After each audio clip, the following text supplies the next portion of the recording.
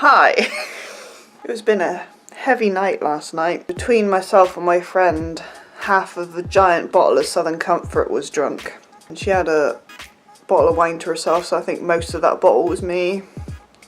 I'm still a bit fuzzy around the edges, to be honest. You might be a little bit wobblier than usual because I'm still slightly drunk. Not much. I look like absolute butt. But you know, that's okay. I'm very tired. I'm eating the leftover stuffing because I made Christmas dinner last night and I'm making another one today because friends are available at different times, so you know, it's fine. It means I get 2 Christmas dinners, so where's the damage? That leftover stuffing made me feel so much better. Oh, one of my friends is coming. Do excuse me. Update. The dinner was delightful. This is now a few days later and I'm getting philosophical because it's like 20 to 10 at night. I have the laptop underneath me, hence this attractive glow underneath me because I'm reading some lecture material because student life, am I right? I've been feeling a little anxious lately and like I've been thinking in relation to people being anxious a lot. And there's a lot of people with anxiety these days. I don't know if it's necessarily a new thing or if it's just something that was never mentioned before, like a lot of things, but it's definitely more prominent now in society. And sometimes I feel like a full victim to that because of money stresses and general stuff. And nowadays because of study times and the fact that I only have less than 5 weeks to go before I have to submit quite a lot of coursework, so joy!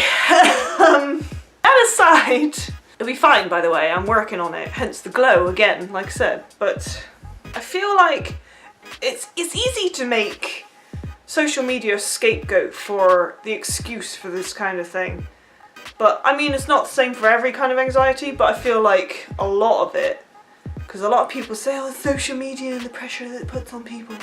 And I don't entirely disagree, because if I really think about it, I feel like a lot of people are stressing out about having like the best life. People keep telling you to live your best life, but what do you know what that is?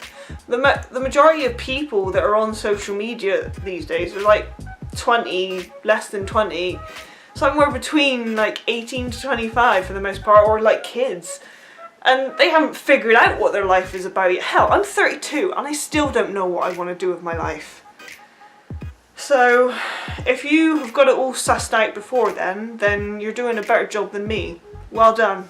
You win at life. I, however, am losing quite badly. Hi, I'm a hot mess. You see all these people in these idyllic situations and locations and living their best life, and is it really all it's cracked up to be? Most of the time these people are probably on paid promotions, which yes, on the face of it you'd be like, I want to get paid to go on a nice holiday to somewhere really fancy, but then you get told what you have to say, which becomes evident when you see people literally copying and pasting things and then forgetting to put their name or a certain brand in or something. And you're like, well, fail. It's funny to laugh at that, but at the same time you're thinking, well, that person probably just got shit for it. They probably still got paid because they're still promoting the damn thing, but the fact is you don't have that freedom to express yourself, and yet it's probably only for 5 minutes or whatever, but I don't know. I don't know anything about it because obviously nobody's paying for me to go on holiday, so whatever. I mean, I'd give it a go just once, but if somebody wants to pay for my trip to Bali, I'm just saying. Actually, I'm not a beggar, don't do that, I'm not a charity case, so please don't even consider it. Not that anybody would, but still. Oh boy, late night ramblings.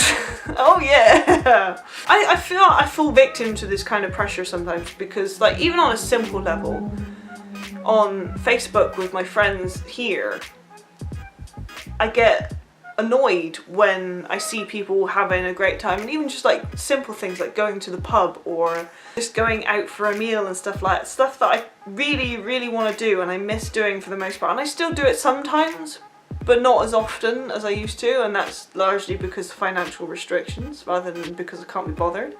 I've developed this I can't be bothered attitude because I can't afford to do it. Do you know what I mean? That and old age. But mostly money. I'd go down to the pub far more often if I could.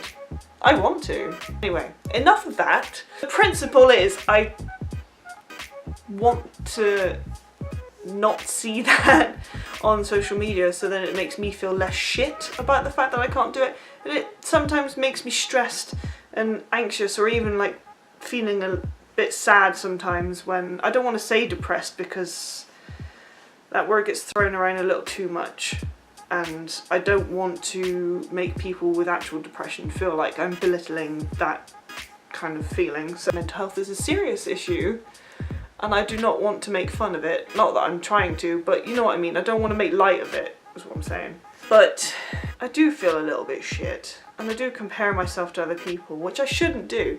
My life is not terrible. I have a roof over my head, I have food on the table, and I have like little commodities like internet that'll allow me to do things like this, like rant to you about stupid, dumb first world problems and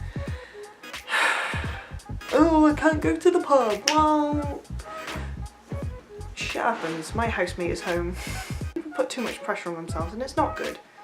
You've got people that are worrying about whether or not they're going to be alive the next morning, and you've got us worrying about our next Instagram post. You know what I mean? It's ridiculous. Why? Why are we stressing out about that? The moral of the story, I think, is to count your blessings and crack on.